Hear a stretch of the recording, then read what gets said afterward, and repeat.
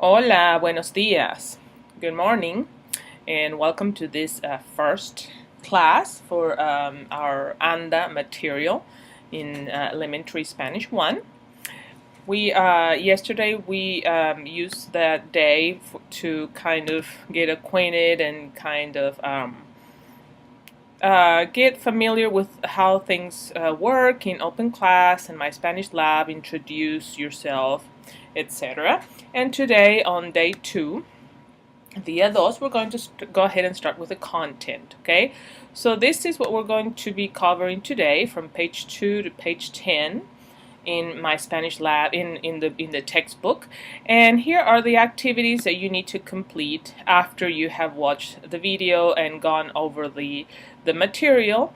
Okay, if you need tutorials for the vocabulary that you're learning, there are several that you can use. They're very brief videos that might help you. Okay, so let's go to our ebook here, Anda, and we're going to start on page 2, página número 2. Each chapter has an introduction. This chapter is called Para empezar, capítulo preliminar para empezar, which means to start with. Okay, you're going to read the introduction to kind of have an idea of what's coming. This talks about learning a language and how making mistakes is part of it. Okay, so you don't have to worry about making mistakes because number one, you are going to make them, and number two, that's sometimes how we learn best. Of course, there's a difference between careless mistakes and honest mistakes, but you are going to make them. It also talks a little bit about Spanish and how it's among the 5 most spoken languages in the world. Consistently, it stays in that list of 5 languages in the world that are the most widely spoken. And of course, in the United States, there's a very high percentage of people who speak Spanish as their first language, and odds are that in any profession you're going to run into professionals in a company or in your area of work that are going to be foreign persons, people who do not speak English as their first language. So we're going to be looking some at not only language but also culture, because they both go hand in hand. Okay, on the next page we have the content and the objectives, objetivos y contenidos. Okay, so this is what we want to be able to achieve. Okay, objetivos, how to greet and say goodbye and understand classroom expressions, etc. And this is the contenidos, specifically what structures we're going to be learning. Okay, we're going to be looking at culture some. And the projects that they have here we're going to skip because they're very extensive projects and we don't have time for that. But like I said before, in the situation that you're in City Square, you will have opportunities to interact with Spanish speakers, so I will think of ways that you can use what you learn in practical ways. Okay? Vamos a la página 4. Comunicación. Here we have we're going to start with a lot of vocabulary that you need to get started. Okay, vocabulary. Saludos, despedidas y presentaciones. Every time you see the little speaker here and things that are highlighted in your ebook, you can click on them and hear the pronunciation. Okay? Buenas tardes. Buenas tardes. Hasta luego. And you can click on them as many times as you need to practice your pronunciation. Okay, so you have los saludos, greetings. How do you greet people? There are different ways, of course, like in every language there are different ways of greeting people. Hola, buenos días, buenas tardes, buenas noches, ¿cómo estás? ¿Cómo está usted? And you have 2 how are yous because in Spanish we have the formal and the familiar ways of talking to people. One is with tú, like ¿cómo estás? And the other one is usted. Familiar is, with friends and people of your age, and people that that you know well. Whereas ¿cómo está usted? Can be used for people that you don't really know very well or are older than you, or people who are in a position of authority. Okay, in Latin America, you're going to address a professor as usted. Okay, you're always going to use the usted form of the verbs with professors. ¿Qué tal? ¿Qué tal? Más o menos. Okay, when somebody asks you how's it going or how are you, you can answer más o menos, regular, bien, gracias, bastante bien, muy bien. And then you, of course, want to ask them, how about you? Or, and you, y tú, y usted, depending on whether you are with a person in a familiar context or in a formal context. Las despedidas, farewells. How do you leave, and what do you say when you leave somebody? Adiós, chao, hasta luego, hasta mañana, hasta pronto. Okay? And buenos días, buenas tardes, and buenas noches are ways to address people depending on what time of the day we're talking about. In the morning, you're going to say buenos días. In the afternoon, buenas tardes. And at night, buenas noches. Buenas noches also means good night. When you're ready to go to bed, you say good night, buenas noches. Okay? So here you have more examples. ¿Qué tal? Bien. ¿Cómo estás? Bien, gracias. Hasta mañana. Adiós. So you can think of ways that you could write a different dialogue, very short, each person has one line. What else could they say instead of ¿qué tal? Or bien, okay? So try to be creative when you go over these lessons, and write down as much as you can, because writing is a great way of practicing and remembering. So try to come up with different dialogues similar in meaning to these, okay? So, for example, instead of saying ¿qué tal?, what can you say? ¿Qué tal? ¿Cómo estás? And instead of bien, you can answer something else. So, use as much as you can what you're learning. Okay? Muy bien, vamos a la página 5. How do you introduce people? Las presentaciones. Las presentaciones. Introduction. ¿Cómo te llamas? O ¿cómo se llama usted? Two ways of saying what is your name, depending on whether the situation is familiar, the context is familiar or formal. ¿Cómo te llamas? If it's familiar. ¿Cómo se llama usted? What is your name in a formal situation? Okay? And how are you going to answer that? Me llamo, my name is, me llamo Carolina, or soy Carolina, either one. My name is or I am. So you want to say nice to meet you or pleased to meet you. Mucho gusto, mucho gusto. Encantado o encantada. If you're a guy, you're going to say encantado, because these are adjectives, and adjectives have gender and number, just like nouns. Or if you're a girl, you're going to say encantada. Encantada, like here. Mucho gusto, encantada. Pleased to meet you. Igualmente, likewise. Quiero presentarte a, if you're among friends, you're going to use a familiar form. I want to introduce you to, quiero presentarte a Ana. Okay, quiero presentarte a Ana. And Ana says, mucho gusto, encantada. Okay? If you're introducing people that you want to be more formal with, you're going to say, quiero presentarle a, I would like to introduce you to, but this is the formal, okay, with usted. Okay?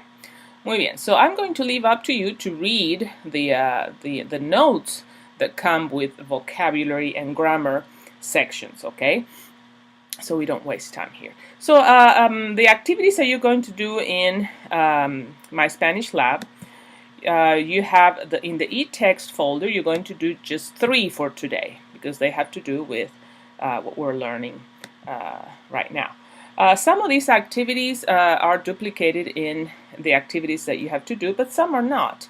So try to do these in writing as well, just to practice more.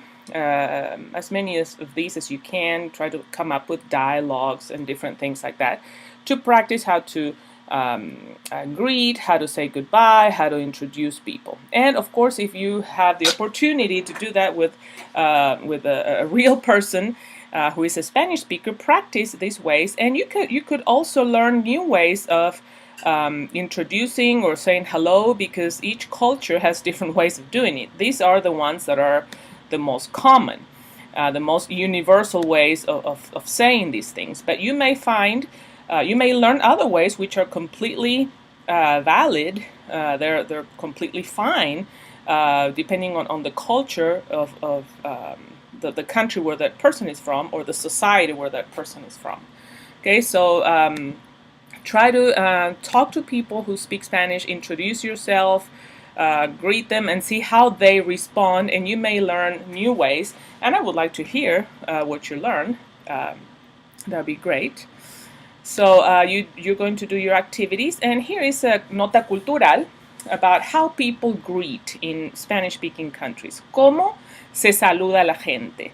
So you're going to read it, and in the first chapter, I think the first 2 chapters, these notes are in English, and then they're going to start being in Spanish, okay?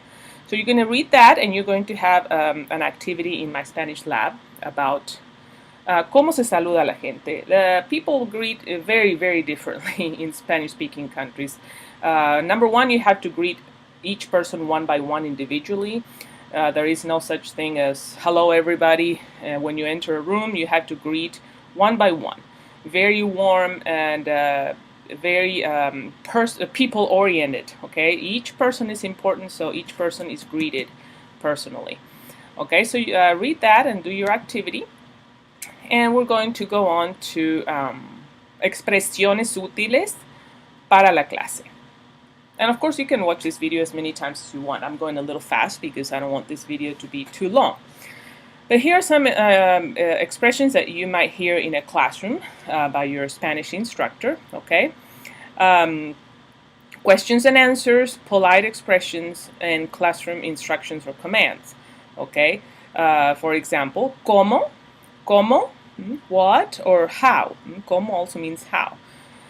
¿Cómo se dice something en español? ¿Cómo se dice pencil en español? Se dice lápiz, okay? ¿Cómo se escribe something en español? How do you spell? How do you write or how do you spell something in Spanish? ¿Qué significa? ¿Qué significa estudiante? Like here you have an example. ¿Qué significa estudiante? Significa student. ¿Quién? Who? ¿Qué es esto? ¿Qué es esto? What is this? Comprendo o no comprendo. Lo sé, no lo sé. Sí, no. Okay? So, ¿qué es esto? No lo sé. Expresiones de cortesía, polite expressions. De nada, gracias, por favor. Okay? So, gracias, de nada, means you're welcome. And then you have some commands that you might hear an instructor say. For example, abran el libro en la página 1. Okay? Open your book to page 1. Abran el libro en la página. Depending on whether the teacher is addressing the whole group, she's going to say abran. Or if she's addressing one person, she's going to say abra. Okay? Cierre, this is open, this is close. Cierre o cierren el libro o los libros. Close your book or your books. Contesten. Escriban. Escuchen. Lean. Repitan. Vayan a la pizarra. Okay? Muy bien. So these are some common commands. See? Muy bien. So you're going to do your activities, and some of these, like I said, are not in my Spanish lab the same way that they're here. So you might want to take a look at them, excuse me, and try to do them in writing, so you get extra practice with your own handwriting, which is very helpful also. Okay. So el alfabeto. El alfabeto, we have all pretty much the same letters as we do in English, except for the ñ. The ñ you don't have in English. The letters in Spanish, one thing that you need to know is that the vowels A, E, I, O, U always have the same sound. Each vowel has one sound and one sound alone. They never change. So all you have to worry about is 5 sounds for the 5 different vowels, okay? A, E, I, O, U. And that they always sound the same way. A, E, I, O, U.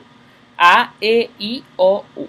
They're very strong, very defined sounds. They never glide like in English. In English, vowels are gliders because sometimes it's A, O, U, okay?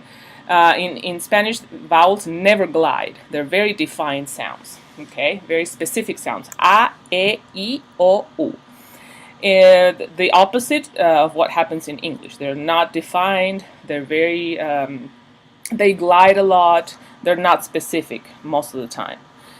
Now, consonants in Spanish are very soft, and in English they're very strong. So you see, vowels and consonants are the opposite in both languages. So when you speak English, your consonants are very strong. You have the P and the T and the D and the K and the P. In Spanish, those consonants are very soft, okay? So keep that in mind because sometimes people feel like they can't learn a language, and it's not that they can't. It's that anatomically speaking, if you position your tongue in one way to speak English, okay, you will not, it will not be possible anatomically speaking to pronounce the letters with the Spanish sound. So it's not that they can't, it's that they're positioning their tongue wrong, okay? So if you try to put a strong consonant and a strong vowel together, that's never going to work. There has to be a combination of soft and strong. That's why in Spanish you have strong vowels, soft consonants. In English you have strong consonants, soft vowels. But there has to be that combination. Just remember that they're the opposite. Strong vowels, soft consonants, okay? Adios, it's not adios. Because if you say ad, then it's very hard, very hard to pronounce a correct I, and the rest of the word becomes impossible to pronounce correctly in Spanish. But if you soften the D and you instead of putting your teeth against your palate above your teeth, you put it in between your teeth, it's going to be a lot easier. The adios. The D in Spanish is like the TH in the word there. There, that is the D in Spanish. The adios, adios. The consonants that are the ones that you need to work on the most, that make a big difference, are C, D, P, T. D, T, and D are the main ones. T and D. You soften those two, and you have made a lot of progress in your pronunciation. T and D. And then the C also has to be soft. It's not K, but K. Clase, clase. Okay? The P also, P, por favor. It's not P, it's P, por favor. So D and T most of all, and C and P. Okay, and then when you have gotten those right, it's going to be a lot easier to roll the R.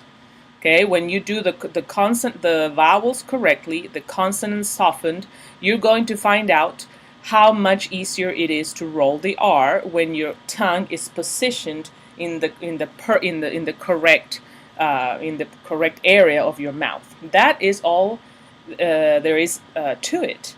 Okay, it's not that you can't, it's that you are not positioning your tongue correctly to be able to roll the R. But if you work on the vowels and the softened consonants, then your R is going to roll a lot easier. Okay, so very good. Then you have some activities to practice your alphabet. Do some of these. I think these are A8 is in my Spanish lab.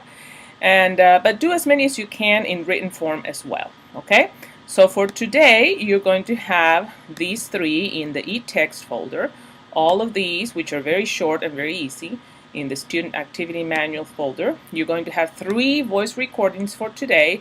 There is no extra practice activities in the folder for today, and you have tutorials if you need that for today. You also have flashcards and games and a lot of resources that can help you. Okay, so get some really good work done, and we'll see you back here tomorrow. Adios, hasta mañana.